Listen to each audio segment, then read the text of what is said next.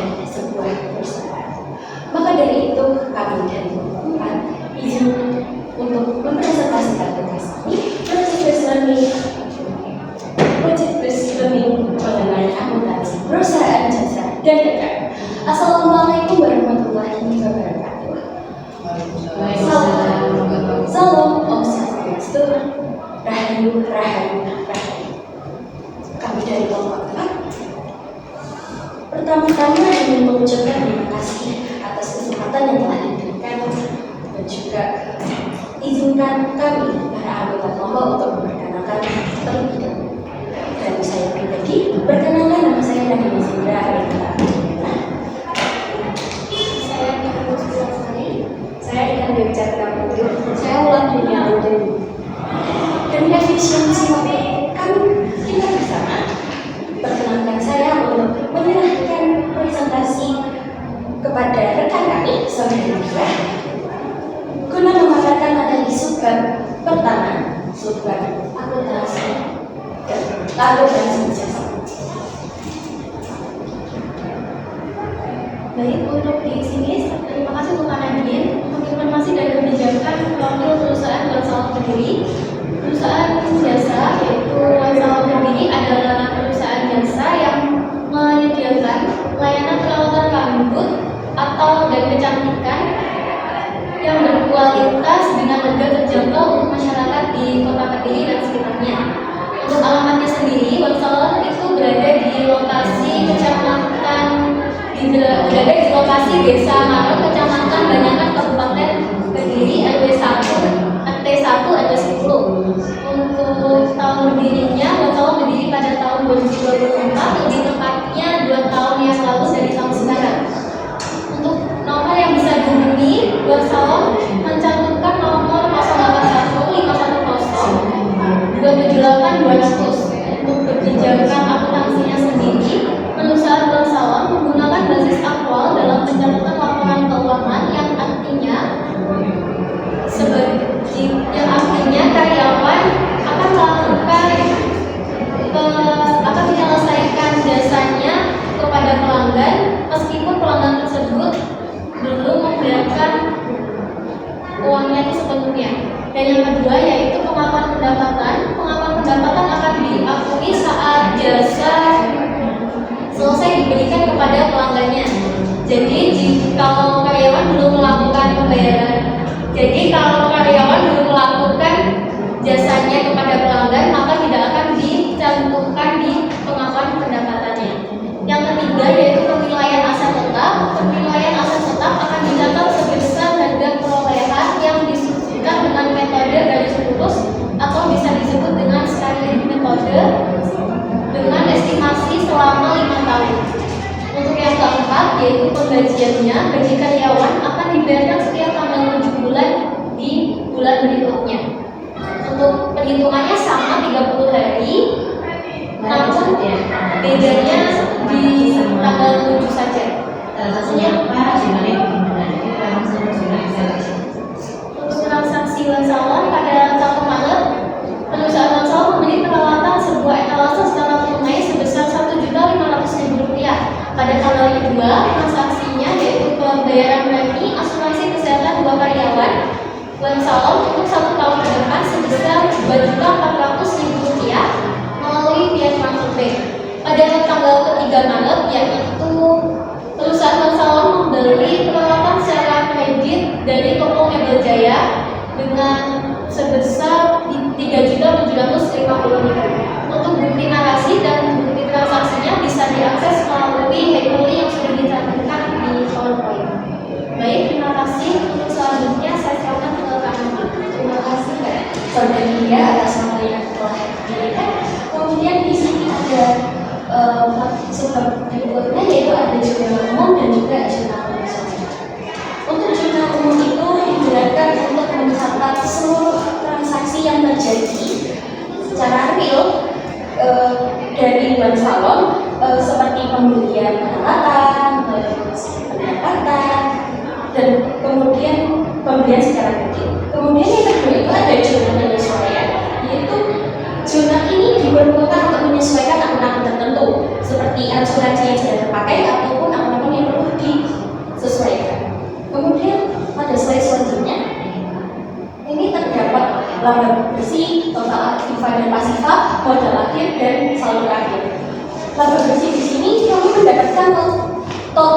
5.170.333. Dari manakah laporan laba rugi ini didapat? Laporan laba rugi ini didapat setelah seluruh pendapatan dikurangi beban.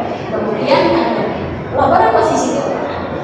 Laporan posisi keuangan antara aktiva dan pasifa itu harus sama. Jadi kami mendapatkan sejumlah 212.900.619 rupiah. Kemudian pada modal akhir atau beban ekuitas ini didapatkan setelah modal ditambah laba dikurangi appraisal ataupun pengambilan modal oleh pemilik.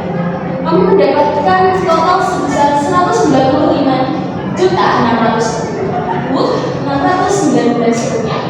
Kemudian pada saldo akhir atau arus kas kami mendapatkan total sebesar 67.359.143 rupiah. Kemudian dari mana kami bisa mendapatkan laporan arus kas? Laporan arus kas itu diperlukan di akhir periode laporan arus kas. Kemudian untuk sumber perusahaan dagang akan dipresentasikan oleh saudara kita. Terima kasih atas kesempatan yang diberikan. Jadi untuk perusahaan dagang sendiri ada informasi yang dikerjakan. Jadi Toko Widodo adalah sebuah usaha yang bergerak di bidang dagang, yaitu menjual seperti kebutuhan pokok kita, beras, telur, dan lain sebagainya.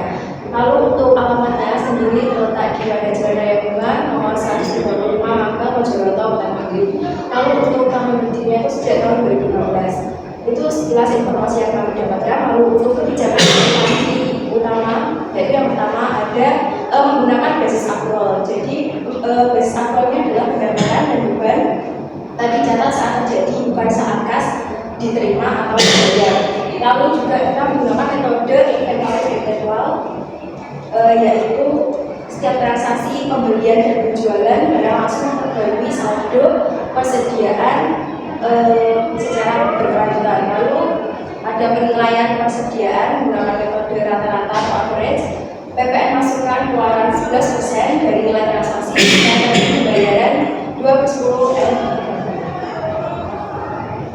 Jadi selanjutnya di sini ada transaksi Toko Widodo. Jadi kita melakukan 4 transaksi, yaitu yang pertama, Toko Widodo minta modal tambahan secara tunai sebesar 15 juta. Untuk transaksi ini itu masuk ke dalam jumlah penerimaan kas, yaitu untuk tahunnya adalah kas dan modal, karena kas di sini bertambah sebesar 15 juta dan modal juga bertambah sebesar 15 juta. Kemudian transaksi yang kedua ini adalah membeli barang dagang dari Desa Sampingan secara tunai sebesar 487.290. Meskipun ini transaksi pembelian, namun ini masuknya ke dalam jumlah pengeluaran kas karena di sini pembeliannya itu secara tunai. Dan untuk penjualannya itu nanti ada persediaan dan PPN masukan itu di sebelah debit dan untuk kasnya itu di sebelah kredit. Kemudian yang ketiga yaitu menjual barang dagang kepada Liniasri secara kredit sebesar 986.690 dengan syarat 2/10 dan 30. Nah, langsung ke ini jurnal.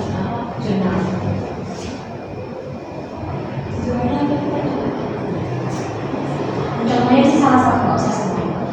Nah, untuk di jurnal Toko Widodo ini, karena Toko Widodo ini perusahaan dagang, jadi kita ada beberapa jurnal tambahan, yaitu jurnal khusus, yaitu yang pertama jurnal penjualan, yaitu jurnal yang mencatat transaksi penjualannya secara kredit. Kemudian yang kedua ada jurnal pembelian, yaitu pencatatan transaksi secara pembelian secara kredit. Kemudian jurnal penerimaan kas, yaitu pencatatan transaksi yang menambah kas perusahaan. Jadi misalnya itu seperti penambahan modal, penjualan tunai dan lain-lain. Kemudian ada jurnal pengeluaran kas, yaitu kita itu mencatat transaksi yang dapat mengurangi kas perusahaan. Kemudian ada jurnal umum. Jurnal umum itu adalah kita itu mencatat transaksi yang tidak dapat dicatat di jurnal-jurnal khusus yang di atas tadi. Kemudian jurnal penyesuaian ini adalah jurnal yang dibuat di akhir periode untuk menyesuaikan saldo agar saldo dari akun-akun itu sesuai dengan tahun periode yang sekarang ini. Baik, selanjutnya adalah laporan keuangan. Untuk laporan keuangan ada laporan bersih, yaitu laporan laba rugi, pendapatan, beban, lalu juga ada keteraktifan dan pasifa, laporan proses keuangan, lalu modal akhir yaitu kita melihat perubahan ekuitas sebesar 113.525.438.000. Lalu untuk laporan naskahnya untuk saldo akhir 65.698.700. Oke, yang jangan dulu. Ini berarti dia memang dia. Iya. Oke. Pertanyaannya mudah saja. Yang untuk tarik karena masih belum selesai. Itu lulus apa saja? Untuk di Lulus tangga ada lulus bertingkat. untuk di kertas kita menggunakan rumusan. Nah, lulus itu apakah lulus bertingkat atau lulus Rumus sederhana. terus ada pakai kita Tidak ada.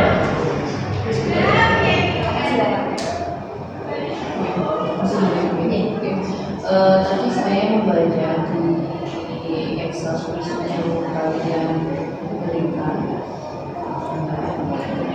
Ini kan ada urutannya dari neraca madu, kemudian apa ya?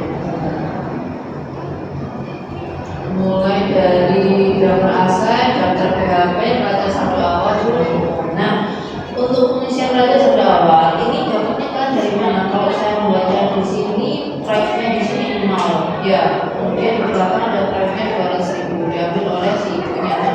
Dia dijelaskan kayak gitu. Itu yang perusahaan jasa. Yang salah ya jasa. Nah, yang salah itu kan karena itu kan neraca saldo awal, jadi karena itu sudah neraca penutup, jadi sudah ditutup dari yang periode sebelumnya itu. Jadi untuk beban-beban yang sudah Sudah waktu. Kemudian kalau untuk utang beban gaji karyawan ini 2.200.000 sebenarnya saldo awal sama, kemudian di transaksi bulan berikutnya juga sama. Nah itu karena untuk penggajiannya di situ itu kita itu kayak penggajiannya itu di bulan berikutnya Bang. Jadi kayak untuk misalkan sekarang ini bulan Juni Bu, nah itu kita itu membayarkannya untuk yang bulan Mei kemarin. Oh, kerja itu baru gaji. Iya. Saya akan ditanya. Saya kerja saya juga kan ya. Jadi itu apa lagi? Labanya sama nantinya laba kerugi. Laba. Nah, pertanyaan saya kalau misalnya nilai didapatkan yang diperoleh sama perusahaan, terus kemudian ada HDP gitu ya, itu cara menghitung patokannya seperti apa? Untuk menghitung pendapatan itu ada pendapatan kita itu dikurangi dengan printer. Atau Oh iya, dikurangi HPP. dia itu berapa persen ya Pak? Komponennya berapa persen?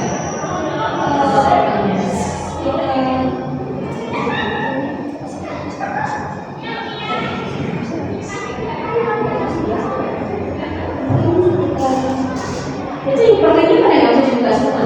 Soalnya kalau dagangan di private itu, jadi harus pakai akunnya masing-masing. Berapa persen ya?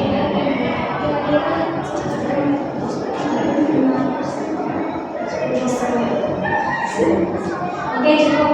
Jangan salah ya, Vivo tidak akan pernah ada di laporan keuangan. Vivo hanya ada di mana? Jadi jangan sampai salah. Vivo ya Vivo ada dia. Nah, nanti saya akan bagikan nomor review untuk penilaian kinerja masing-masing dari teman kalian. Ya, nanti apapun komen kalian di situ bisa kalian sertakan setelah ujian dari ini selesai. Jadi untuk ABC dulu ya, kita lihat C. Untuk ABC selesai, BI selesai, nanti kita berikan nomor B. Sehari dua hari kalau tidak ada kontribusi dari dosen penguji dari saya maupun Bu Mutia dan Pak Jamil dan Pak Rizky, kemudian bisa print archive-nya untuk dijilidkan dan nanti sampai semua saja kalau semuanya. Tapi tunggu konfirmasi dari saya kapan diperuntukannya termasuk dengan RPP. Jangan tutup ya.